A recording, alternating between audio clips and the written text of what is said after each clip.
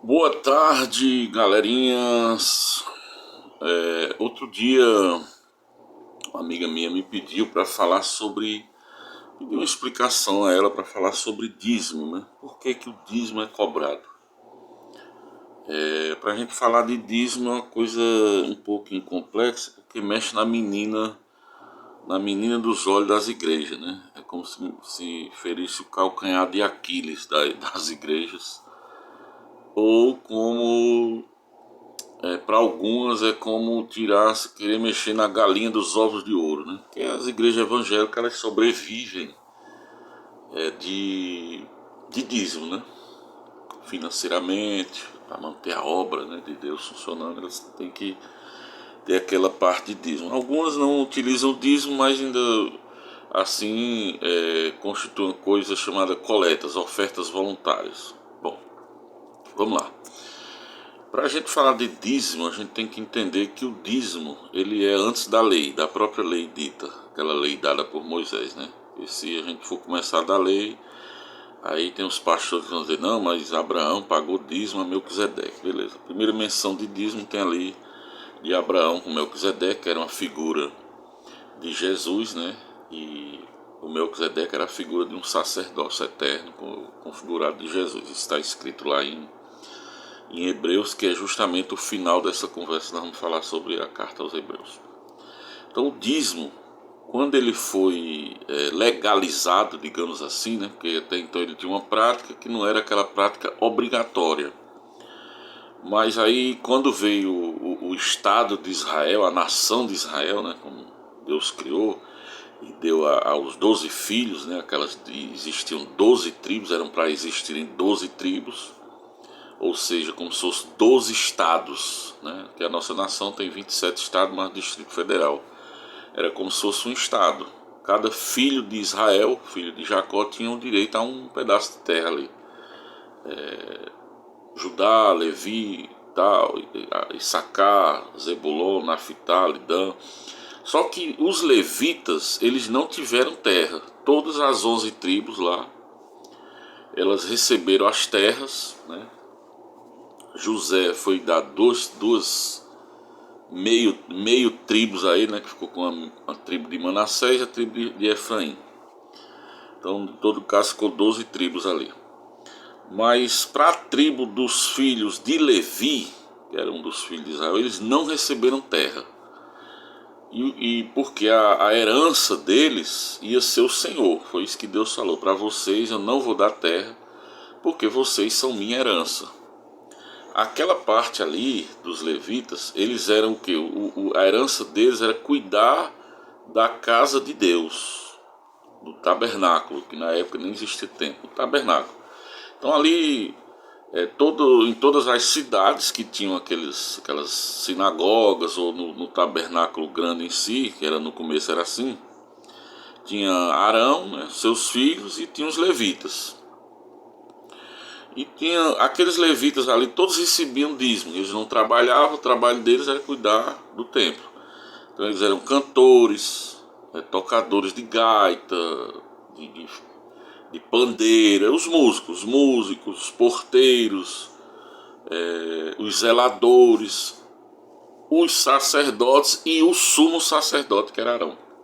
Então essa galera todinha, ela não trabalhava, não plantava, não colhia, não fazia nada a não ser cuidar da igreja. E os outros, as outras tribos, né? As outras 11 tribos, depois ia ser 12 também, por conta dos dois filhos de José, que José não recebeu herança, quem recebeu foram os dois filhos dele, Efraim e Manassés. Essa outra galera que trabalhava, que não cuidava da parte religiosa em si, aí eles iam ter que dar o dízimo aos levitas. Pronto. Com o passar do tempo, esses levitas eles foram se corrompendo, né? Os caras levavam lá o gado, a ovelha para os sacrifícios. E esses sacerdotes, você vê um ponto lá que é bem interessante. Os filhos de Eli pegavam o melhor do animal, que era levado para sacrifício, e comiam, né? Depois o resto eles sacrificavam para Deus. Então eles foram caindo no descrédito da população israelita. É tanto que a galera começou a não pagar mais dízimo, porque viram naqueles sacerdotes corrupção.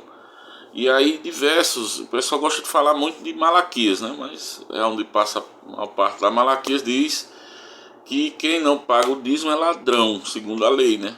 Ele está roubando quem? A Deus, que o dízimo não era nem para eles, era para Deus, porque eles representavam Deus cuidando do templo. Então, Malaquias diz, né, que aquele povo de Israel, porque o dízimo era para eles, né? E para a tribo de Levi, né? Então, eles tinham a ordem dada por Deus, né, de receber dízimo. Antes, dava-se dízimo a qualquer sacerdote que representasse Deus, o pessoal dava.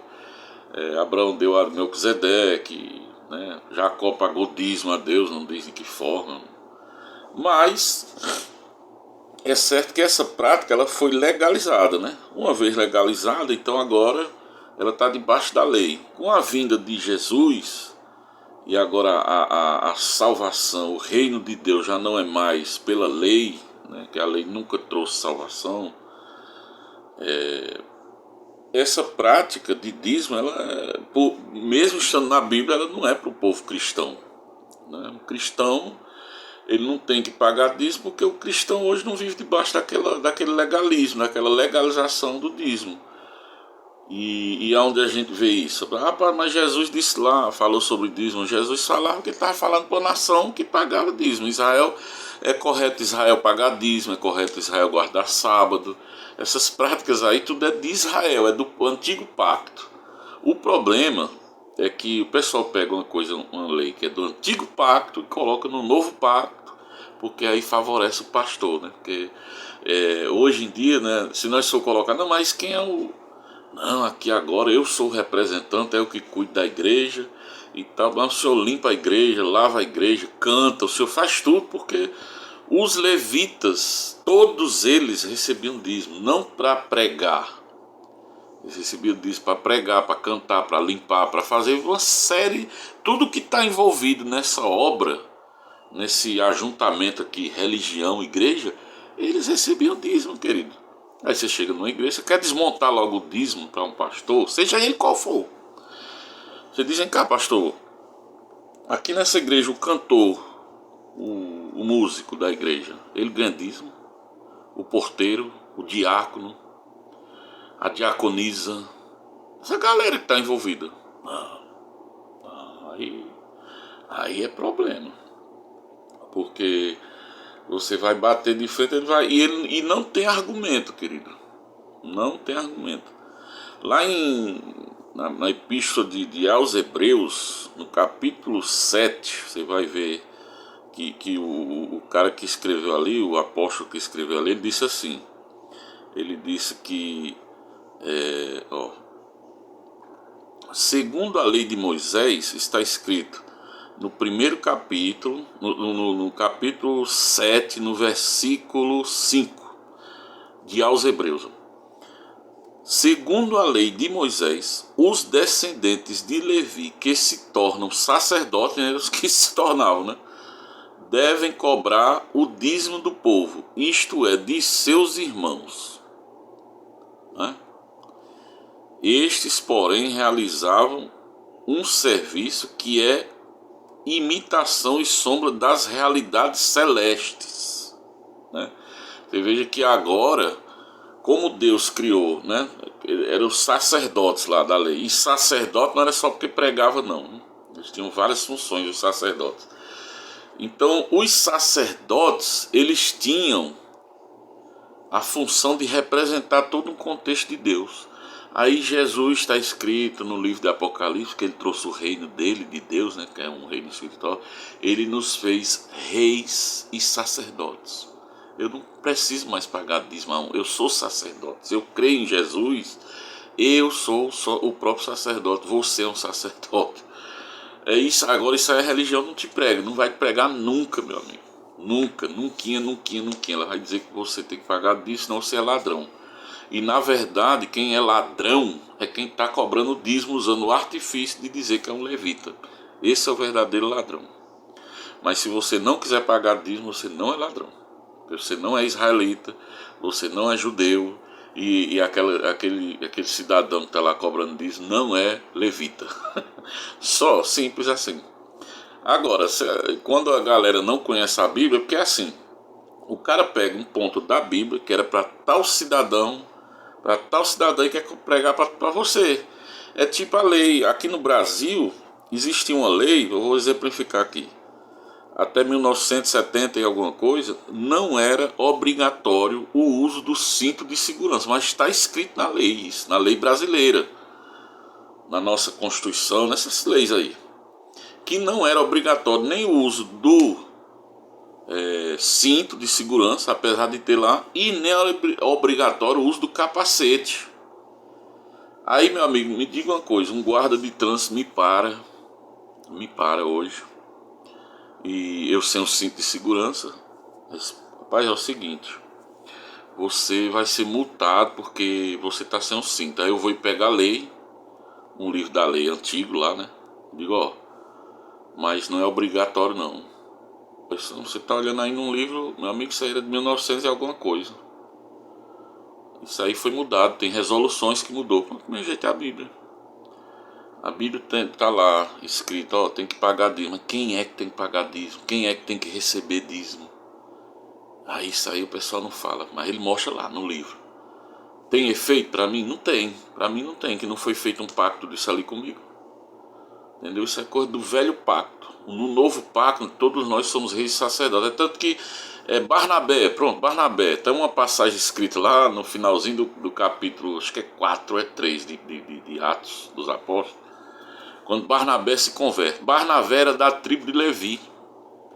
Ele era um verdadeiro sacerdote, se ele quisesse exercer. Sabe o que ele fez? Ele vendeu todas as propriedades que ele tinha, que ele não era sacerdote, e levou para os apóstolos. Ele foi quem deu oferta. Agora, oferta voluntária é bíblica. E não para construir templo, para construir esses templos magníficos que tem por aí, não. Isso ali é procedência maligna também. Do mesmo jeito que o dízimo no bolso de um pastor para enriquecer, ele é procedência diabólica, construção de templos a custo do dinheiro da igreja, do membro pobre, que dá o seu dinheiro ali achando que está agradando a Deus e não está, porque está agradando aos homens, construindo templos magníficos para o ego do homem, do pregador, do pastor, do ancião, do bispo. Então as ofertas voluntárias, elas são bíblicas para quê? Primeiro, para os pobres e depois para sustentar o templo. Se você quer ter um templo, então é lógico que você que usufrui dele tem que pagar alguma coisa para usufruir do ar-condicionado, do ventilador, da luz, da água, do copo, da limpeza.